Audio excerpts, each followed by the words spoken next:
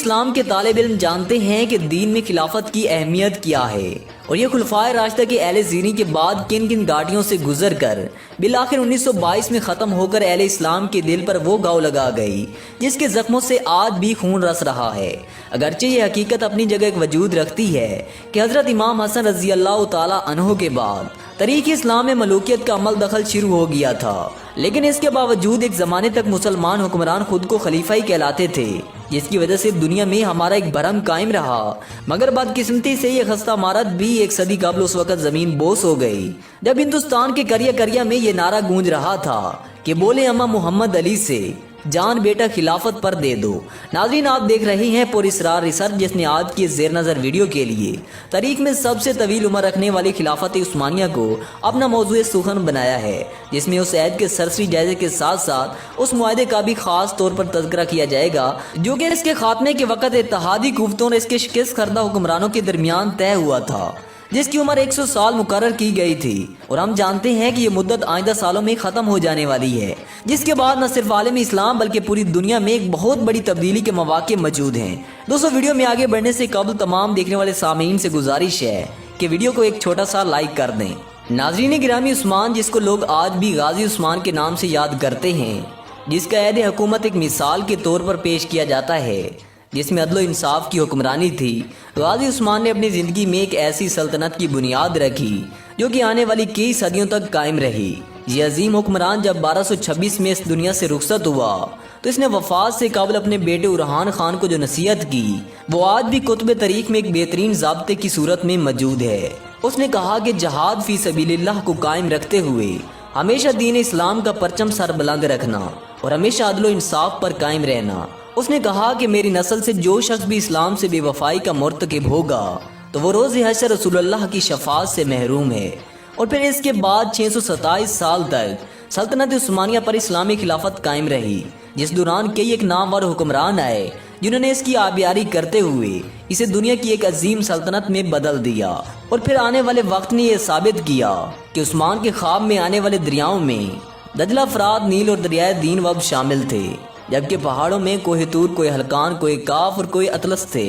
جو کہ بعد ازاں اس کی قلم روح کا حصہ بنے۔ ناظرین گرامی، 1922 میں اس وقت خلافت عثمانیہ کو ایک بین الاقوامی معاہدے کی روح سے ختم کر دیا گیا، جس کے بعد اسلامی حکومتی مرکز کی چھتری سے نکل کر علیحدہ علیحدہ تشخص کی حامل ہو گئے۔ لیکن ہم میں سے بہت کم لوگ ایسے ہیں جو اس معاہدے کے بارے میں جانتے ہوں، جن کی تفصیلات ہم آپ کے سامنے رکھ رہے ہیں، جن کو جاننے کے بعد ہمیں امید ہے کہ آپ دنیا کے موجودہ حالات اور اس میں عالم اسلام کے حالت زار کے بارے میں بہتر تجزیہ کر سکیں گے۔ جب پہلی جنگ عظیم کے بعد ترکوں کو شکست فاش کا سامنا کرنا پڑا تو اس کے بعد اتحادی ممالک، جن میں برطانیہ اور فرانس جیسی قوتیں شامل تھیں، انہوں نے ترک سلطان سے معاہدے میں یہ شرط منوائی جن کے مطابق سلطان کی تمام ذاتی املاک کو ضبط کر لیا گیا۔ خلافت عثمانیہ جو کہ 3 براعظموں پر پھیلی تھی اس کو توڑ دیا گیا، اور آپ اس کی وسعت کا اندازہ لگانا چاہیں تو حیران رہ جائیں گے کہ اس کو توڑنے کے بعد دنیا میں 40 آزاد ممالک وجود میں آئے، جن میں آج کی دنیا کے بیشتر اسلامی ممالک شامل ہیں۔ گویا مسلمانوں کی قوت مختلف 40 دائروں میں تقسیم ہو کر رہ گئی،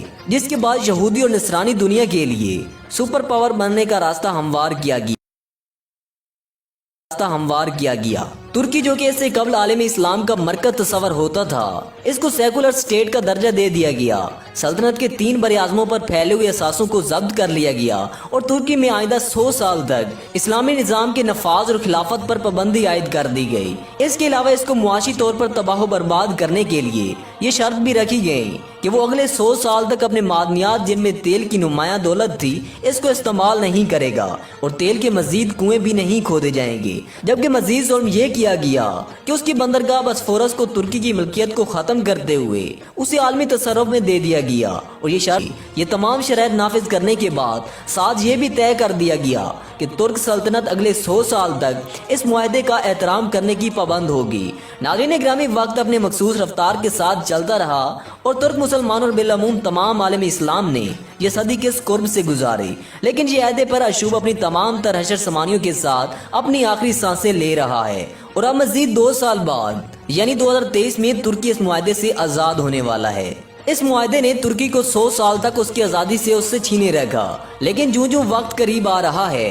تو اسلام مخالف قوتوں کی راتوں کی نیند میں خلل آنے لگا ہے کہ اس معاہدے کے بعد دنیا میں ایک بار پھر نئے دور کا آغاز ہونے والا ہے، جس کی طاقتور شہادتیں ترکی کی موجودہ قیادت جو کہ مرد حر طیب اردگان کا کول عمل دے رہا ہے کہ ہر جانب سے گزشتہ ایک صدی میں ترکی کو اسلام سے دور رکھنے کی ہر ممکنہ کوشش کی گئی، لیکن اس کے باوجود حالات گواہی دے رہے ہیں کہ وہ چنگاری جس کو اغیار نے اپنی مکاری سے دبانے کی سرتوڑ کوششیں کی، وہ ایک بار پھر شعلہ بننے کے لیے بے تاب ہے۔ بلکہ اگر طیب اردگان کے طرز عمل پر ذرا سا بھی غور کریں تو یہ بات کھل کر سامنے آتی ہے کہ برما کا معاملہ ہو یا کشمیر کا مسئلہ، سب سے پہلے مسلمانوں کے حق میں جو آواز بلند ہوتی ہے وہ طیب اردگان کا نعرہ مستانہ ہوتا ہے۔ بلکہ جب پچھلے سال امریکی صدر ٹرمپ نے پاکستان کے خلاف زبان کھولی تو اس کی مذمت بھی سب سے پہلے ترکی کی سرزمین سے ہی کی گئی۔ جب یہ معاہدہ اپنی موت مر جائے گا تو پھر حالات کیا رخ اختیار کریں گے، اس کا اندازہ لگانا کوئی زیادہ مشکل کام نہیں۔ بلکہ طیب اردگان کا یہ بیان کہ 2023 کے بعد ترکی پہلے جیسا بیمار ملک نہیں رہے گا،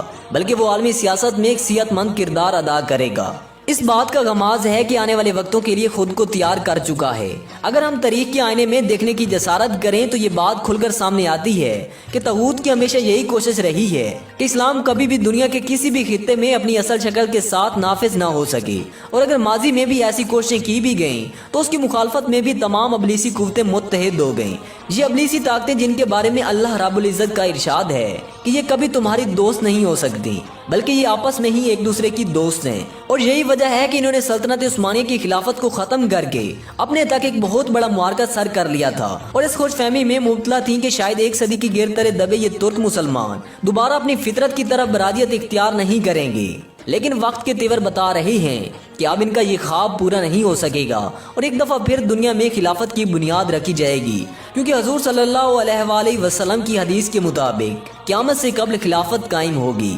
مسند احمد میں موجود حدیث کے مطابق حضور صلی اللہ علیہ وآلہ وسلم نے 5 ادوار کا ذکر فرمایا ہے۔ آپ صلی اللہ علیہ وآلہ وسلم نے فرمایا کہ تمہارے اندر نبوت کا دور رہے گا جب تک اللہ چاہے گا، پھر اللہ اسے اٹھا لے گا جب اٹھانا چاہے گا، یعنی جب تک حضور صلی اللہ علیہ وآلہ وسلم رہے وہ دور رہا۔ اس کے بعد حضور صلی اللہ علیہ وآلہ وسلم نے دوسرے دور کا ذکر فرمایا، پھر خلافت منہاج النبوہ قائم ہوگی، پس یہ دوسرا دور بھی جاری رہے گا جب تک اللہ چاہے گا، پھر جب اللہ چاہے گا اسے بھی اٹھا لے گا۔ اس کے بعد حضور صلی اللہ علیہ وآلہ وسلم نے تیسرے دور کا ذکر فرمایا کہ اس کے بعد کاٹ کھانے والی حکومت کا دور آئے گا۔ حکومت کا یہ دور بنو امیہ اور بنو عباس کی ملوکیت کا دور تھا۔ آپ صلی اللہ علیہ وآلہ وسلم نے ارشاد فرمایا یہ دور بھی رہے گا جب تک اللہ چاہے گا، پھر اسے بھی ختم فرما دے گا۔ کہ حضور صلی اللہ علیہ وآلہ وسلم نے چوتھے دور کا ذکر فرمایا کہ جابرانہ بادشاہت کا ایک دور آئے گا۔